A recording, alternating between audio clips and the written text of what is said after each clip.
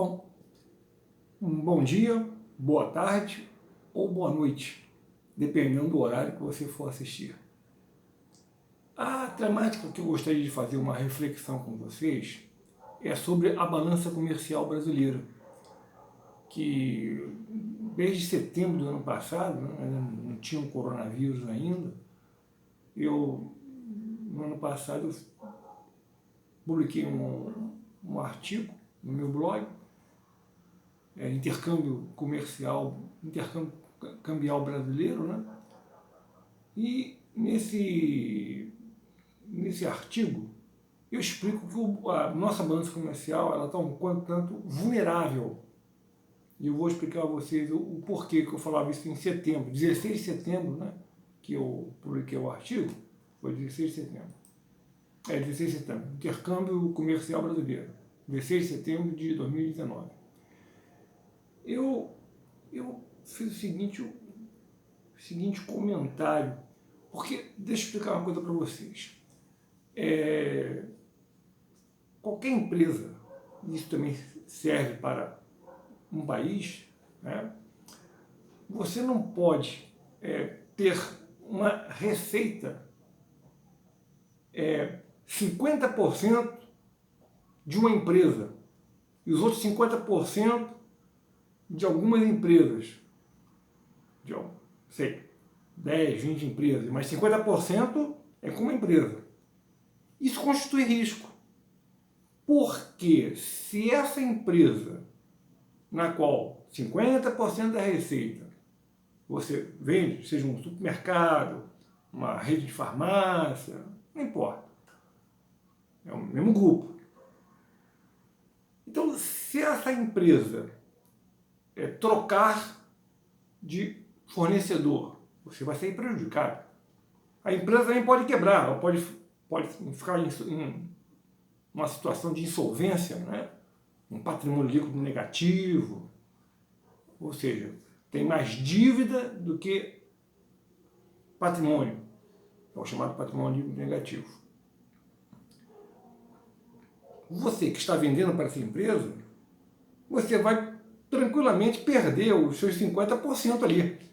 Até você diversificar, isso que é importante, até você diversificar ainda mais a sua receita, você já perdeu o mercado. Eu escrevi isso no 16 de setembro. É claro que na época não existia ainda o coronavírus, mas não precisa ter o coronavírus para você constatar essa fragilidade, né? Esse risco da nossa balança comercial. É óbvio que as oportunidades de negócio internacional devem ser implementadas, porém, constitui fator de risco quando aproximadamente 50% da receita de um agente econômico se concentra em uma empresa, um país, um continente, etc. A problemática reside no fato de que, se o mercado chinês, eu já estava falando no mercado chinês, né, 16 de setembro, né, de 2019, se o mercado chinês reduzir o seu crescimento, ou houver ruptura de contratos, e já houve ruptura de contratos, nós compramos alguns insumos aí por causa do coronavírus, né? E a China rompeu o contrato e vendeu para um outro país, eu não sei qual, não vamos aqui fazer, mas houve ruptura de contrato. E se houver ruptura de contratos, ou até mesmo questões de natureza política, a balança comercial, no caso a nossa, poderá ser afetada com mais contundência. Na gestão de negócios, a diversificação não pode ser desprezada. Isso realmente é um risco muito grande, porque se a China, por exemplo, nós exportamos muito para a China, mas se ela, por um motivo ou por outro, ela agora começar a importar mais dos Estados Unidos ou de um outro país qualquer, a nossa balança comercial, ela está muito está muito compromissada. Eu vou dar os números para vocês. No ano passado, até agosto, mais de 50% do saldo da balança comercial, está tudo no blog aqui, quem tiver a curiosidade de ver os números, né? As tabelas, que eu coloco as tabelas, aquilo que não tem como colocar tabela, né? Mas no blog eu coloco as tabelas. Mais de 50% até agosto de 2019, quando eu fui o estudo e publiquei, né? Porque eu não gosto de fazer profecia do passado. Até agosto, 16 de setembro de 2019, eu já estava acusando isso, essa possibilidade, que é um risco. Eu, quando faço uma análise de risco de uma empresa, claro, tem várias técnicas, né, de você avaliar o risco de uma empresa, mas as denominadas empresas satélites, ou seja, ela existe muito em função de uma única empresa. Isso é um risco muito grande. Recentemente, não tão recentemente não, mas alguns anos atrás, muitas empresas foram constituídas para vender peças, para vender equipamentos para os estaleiros. Quando os estaleiros começaram a se tornar insolventes, muitas empresas também se tornaram insolventes, porque 50% ou um pouco mais de 50% da receita dessas empresas era pertinente ao estaleiro, aos estaleiros. Então, a um estaleiro às vezes, no caso, né? Então, isso também se aplica a um país. Você não pode ter uma balança comercial, mais de 50% da nossa receita na balança comercial, o saldo da balança comercial, advém da China. Pra vocês terem uma ideia dos números, não vou querer. Bom, a nossa balança comercial agora, nesse ano de 2020, de janeiro a março, ela diminuiu 38% em relação ao mesmo período, de janeiro a março de 2019. Tem que fazer essa comparação por causa da sazonalidade, né? Tem certos períodos que vende mais, tem certos períodos que vende menos. É sazonal, mas quando você faz a análise, a comparação no mesmo mês, no mesmo período, no mesmo trimestre, que no caso é o mesmo trimestre, o fator sazonalidade ele já é um pouco amortizado, né? Já reduz um pouco a sazonalidade. Evidentemente, você faz, por exemplo, uma comparação de janeiro com dezembro, o comércio, sempre, interno no caso, né? Sempre dezembro, a receita é lá em cima. Quando você faz comparação com janeiro, é uma comparação que tem influência sazonal. Por quê? Dezembro, tem Natal, normalmente as empresas vendem mais, né? É o mês, para algumas empresas, é o principal mês, né? É dezembro, né? Apesar que algumas empresas seria maio, mês das noivas, né? Também tem esse... mas a maior parte é dezembro. E quando você faz comparação em janeiro, você não pode fazer comparação em janeiro. Você tem que fazer dezembro contra dezembro. Porque quando você faz janeiro comparando com dezembro, é claro que dezembro vai dar mais. É claro que dezembro a receita é maior. Então é por isso que eu gosto de fazer no mesmo período, a comparação sempre no mesmo período, para amortizar, né, o efeito da sazonalidade, né? Bom, então vocês notem que a nossa balança comercial diminuiu esse ano 38%, 38,72% em relação ao ano passado, primeiro trimestre, né, de 2020 para o... Né. Agora, com um problema, que eu vejo isso como um problema. Ano passado, até agosto, a participação da China na nossa balança comercial era um pouco mais de 50%. botar 60%. Né? Não quero colocar muitos percentuais assim, porque na tabela você vê direitinho no texto, né? É mais fácil de você acompanhar. Falando assim, você fica um pouco perdido. Mas o que eu quero dizer é o seguinte, que a participação da balança comercial, ano passado, no mesmo período, foi da China, na nossa balança comercial, foi de 32%. Este ano, até março, né, a participação da China na nossa balança comercial é de 77,88%. Faço questão dos 88%, porque é quase 78%. Ou seja, se algo acontecer com a China, ou se a China, por um motivo qualquer, né, político, ideológico, comercial, deixar de comprar do Brasil, a nossa balança comercial vai ser afetada. E eu quero lembrá-los que o saldo da balança comercial tem forte influência no PIB, no Produto Interno Bruto. Ou seja, a balança comercial tem forte influência na geração de empregos. Isso que é importante. Quando eu analiso qualquer fenômeno econômico, em termos macroeconômicos, né, eu penso logo até que ponto isso vai gerar mais emprego, até que ponto isso vai melhorar o rendimento dos trabalhadores.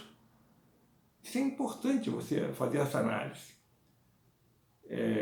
Eu não estou declinando o nome, então eu posso falar. Mas tem economistas que fazem uma análise fria.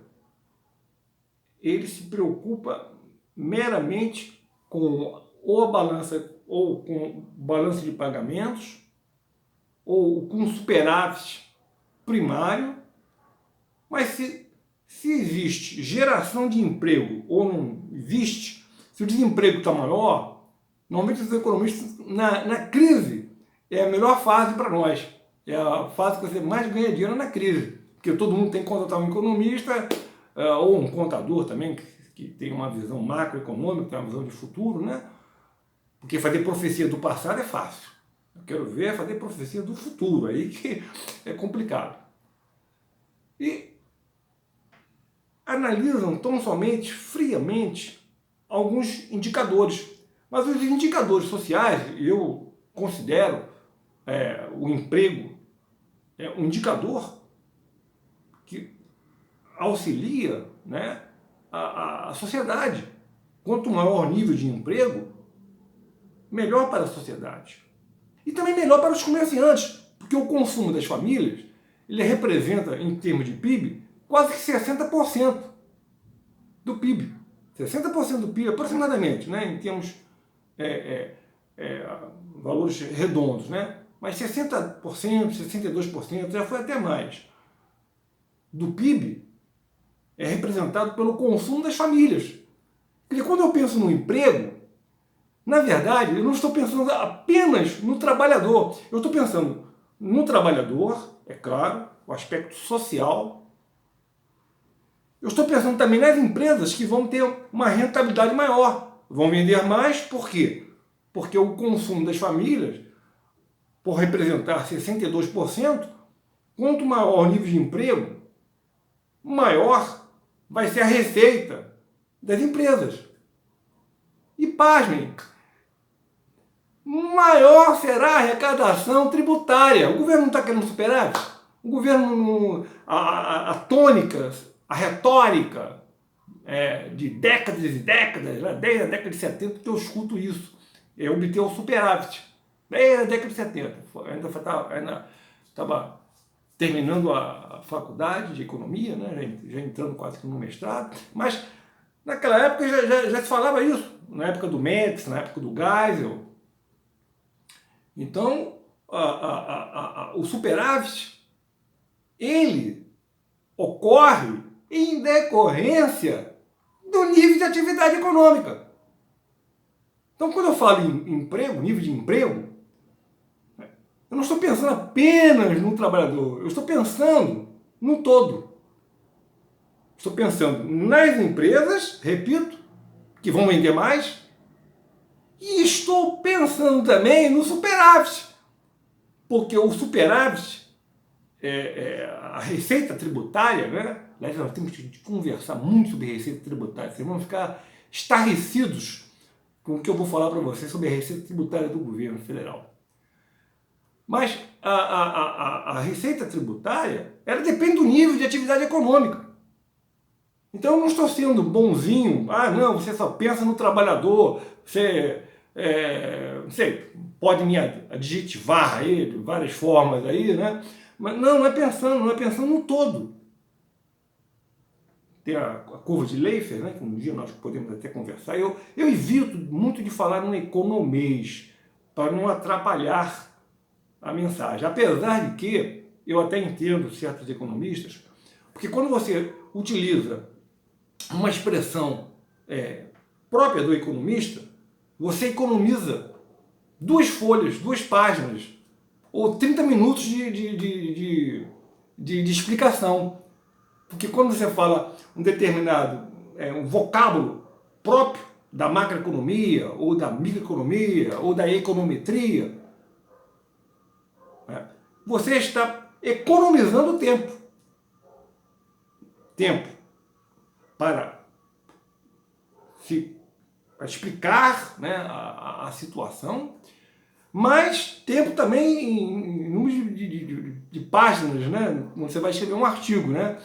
E vocês devem saber, não sei se vocês sabem, mas eu trabalhei em redação de jornal, e no jornal a notícia ela tem que ser muito transparente para qualquer um entender. Você não pode utilizar muito o economês numa redação de jornal, salvo uma revista especializada, aí você pode, né? E também, o texto não pode ser muito longo, porque texto longo, o leitor se afasta. Ele é um texto, puxa vida, uma página inteira? Não, ele não vai querer. Salvo, exceto, se ele for um pesquisador, se ele gostar da matéria, for um estudante de economia, ou for um empresário, ou for um banqueiro. Eu gosto de distinguir empresário de banqueiro. Depois nós vamos conversar sobre isso.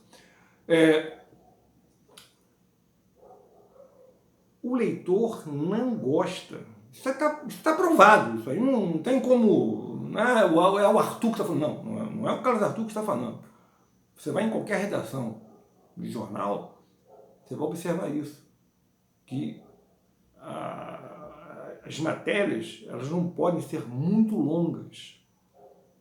Tem um número de... Senão o redator-chefe lá te chama, meu amigo, você está escrevendo aqui um livro aqui, e as outras matérias? Porque tem um espaço. Mesmo um jornal eletrônico, né, você tem um espaço. Então, eu às vezes me estendo um pouco, porque eu não gosto do economês, embora ele me facilite. Mas, para o público em geral, na universidade, por exemplo, eu adoto economês, porque eu tenho que adotar ali, porque o aluno... Mas eu explico. Mas é uma aula, são não sei quantas horas de aula, tal, dá para você...